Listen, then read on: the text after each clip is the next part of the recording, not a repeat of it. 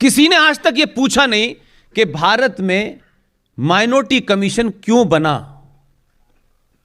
इसकी जरूरत क्या थी, और माइनॉरिटी की परिभाषा क्या है भारत में, कौन माइनॉरिटी होगा, किस बुनियाद पे होगा, उसका बेसिस क्या होगा, यह किसी ने नहीं पूछा। क्योंकि हमारा तो एजेंडा ही कुछ और है, हमको क्या लेना देना है। 1993 में चुप रहे आप, 1995 में वक्फ प्रॉपर्टी कानून में वो तरमीम की गई, वो अमेंडमेंट किया गया कि भारत राष्ट्र की इंच इंच जमीन आपकी नहीं है।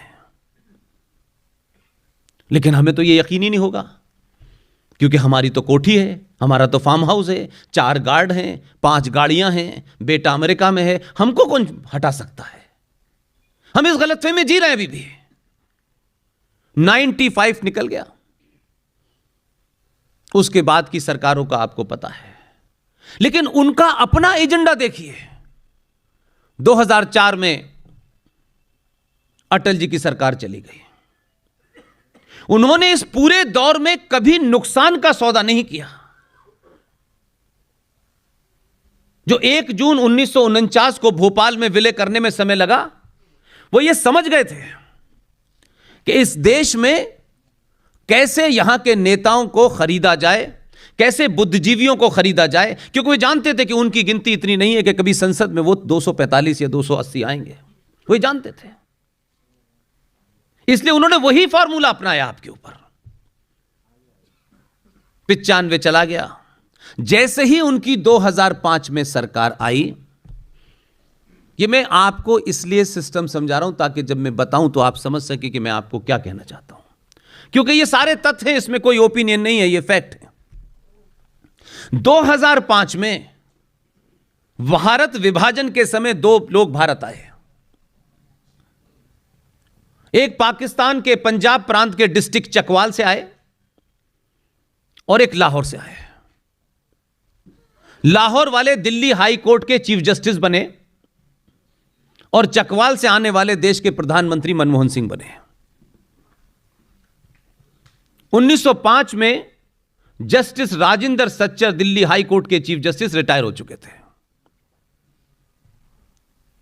क्योंकि ऊपर वालों का एजेंडा था कि एक बार यह सरकार आ गई है अटल जी की, अब यह दोबारा ना आए, इसका परमानेंट इंतजाम करो। तो ना कैबिनेट का फैसला, ना पार्लियामेंट का फैसला, यकायक यहां यह कहा गया कि भारत में मुसलमानों की आर्थिक स्थिति बहुत खराब है, बहुत दयनीय स्थिति है इनकी, इनके पास बिजनेस करने के भी पैसे नहीं है। लिहाजा एक सच्चर कमीशन नाम का फ्रॉड बना, जिसने यह अध्ययन करके दिया कि हिंदुस्तान में मुसलमान बहुत पिछड़े हुए हैं, हर जगह पिछड़े हुए हैं। पता नहीं कौन सा पैमाना था, किस इंची टेप से उन्होंने नापा कि मुसलमान पिछड़े हुए हैं। और 2006 में सच्चर कमीशन की रिपोर्ट दे भी गई, न राष्ट्रपति के साइन हुए, न कैबिनेट का फैसला, न पार्लियामेंट में उसे अप्रूवल हुआ, लेकिन सच्चर कमीशन की रिपोर्ट के तहत 5,500 करोड़ का आज की डेट में बजट है, जो शुद्ध रूप से मुसलमानों को दिया जा रहा है। क्यों उनको टैक्स फ्री लोन देना, सॉरी ब्याज फ्री लोन्स देना है, धड़ल्ले से दे रहे हैं। हम तब भी चुपचाप बैठे रहे, हम बोलते ही नहीं, और हमको लगता है कि सब काम सरकार करेगी।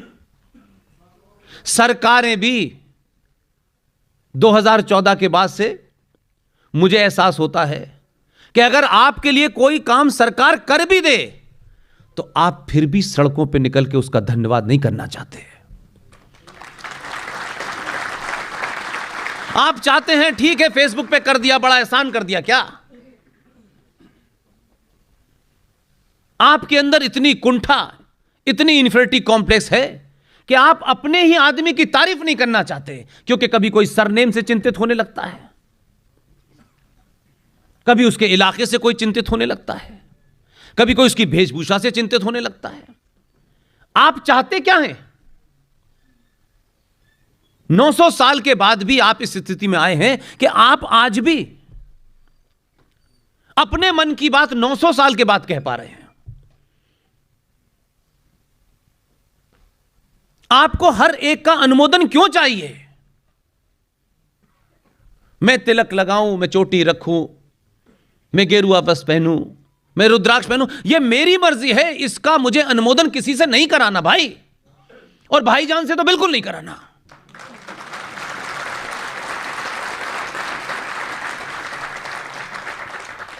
हम भाईजान के लिए जान देते देते अब हमारी जान नहीं बच रही है। लिहाजा हम आज भी इस कोशिश में हैं कि हम जब तक किसी पार्टी के 2% के मेंबर नहीं बनेंगे, प्रवक्ता नहीं बनेंगे, तो पार्टी के लिए अगर पार्टी के द्वारा उस सरकार ने कोई बड़ा काम कर दिया है तो मंचों से खड़े होकर के बिना लालच के उसकी तारीफ करने में भी झिझकते हैं। इसलिए कोई भी आदमी जो सत्ता के शीर्ष पे बैठेगा, क्योंकि वहां की कॉम्प्लेक्स सिचुएशन को हम नहीं जानते, हम 5 से 6 लोगों का परिवार दिन से ढंग से चला नहीं पाते, लेकिन देश के प्रधानमंत्री को सुबह उठने से लेके रात के सोने तक 20-25 एडवाइस जरूर दे देते हैं। यह काम अभी क्यों नहीं किया? यह पहले करना चाहिए था। इसमें क्या जा रहा था कुछ पता नहीं हमें, और उसी से जनमानस तैयार करते हैं। इसलिए आज का सबसे बड़ा संकट यह है कि वो भी यह जानता है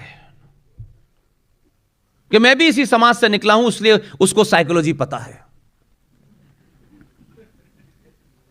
लेकिन अब अगर ये जो ऐतिहासिक क्षण है, ये जो चंद साल हैं आपके सामने, इन सालों में मैं पब्लिकली कहता हूं, ना हम 47 में थे, ना 1950 में थे, ना अंबेडकर को देखा, ना पटेल को देखा, ना नेहरू को देखा, और गांधी को देखना नहीं चाहते थे हम। लेकिन इस सब के बावजूद भी आज भी आपको और मुझे एक क्षण मिला है, एक लम्हा है। ये बहुत दिन तक नहीं रहने वाला।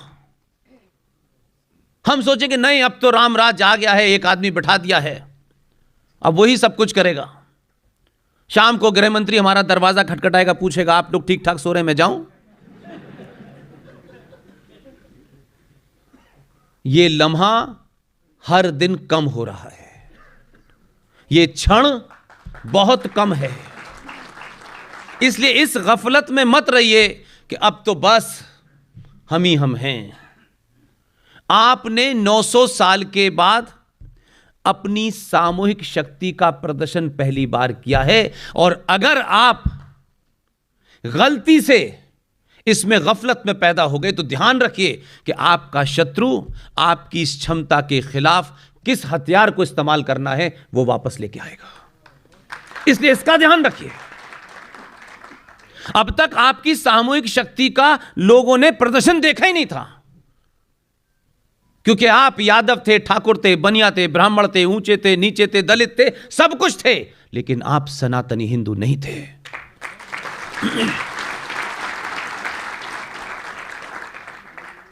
यह दुनिया ताज्जुब करती है, क्योंकि दुनिया आपको चंद्रगुप्त से जानती है, आचार्य चाणक्य से जानती है। दुनिया आपको 1947 के गुजराती आदमी से नहीं जानती। वो तो उन्हीं के द्वारा रखाए गए थे, वो तो उन्हीं के एजेंडे पे काम कर रहे थे। इसलिए अपनी भूमिका अपनी सामर्थ्य और योग्यता के हिसाब से तय करें। जो जहां बैठा है, जहां भी बैठा है, वो एक्सटेंशन की चिंता न करे अब, बल्कि मुझे लगता है कि बीच में ही छोड़ दे तो ज्यादा अच्छा है। इसलिए बहुत सारे लोग, खासतौर से आपके युवा, आज जिन चुनौतियों को कुछ लोग ये समझते हैं कि अगर हम खड़गपुर आईआईटी के टॉपर भी हैं, उनको यह समझ में आ रहा है कि खड़गपुर आईआईटी टॉपर की मार्कशीट उसको जॉब दिला सकती है, राष्ट्र नहीं बचा सकती। इसलिए आप ही के बीच में से लोग बिना आपके बीच आए, बिना ढंडोरा पीटे, क्योंकि उन्होंने भारत माता की जय का नारा चौराहे चौराहे नहीं लगाते। जे साईं दीपक, खड़गपुर आईआईटी का टॉपर, बेहतरीन कैरियर हो सकता है। किसी संगठन से दूर दूर तो कोई संबंध नहीं। वो किसी नौकरी की लाइन में लग ही नहीं सकता था, जहां खड़ा होता वहां से नौकरी शुरू हो जाती है। उसने अपना कैरियर छोड़ दिया और दिल्ली के अंदर सुप्रीम कोर्ट में ये जो हमारे साधु संत हैं, करोड़ों की गिनती में हैं, इनके मठ हैं, सब कुछ है।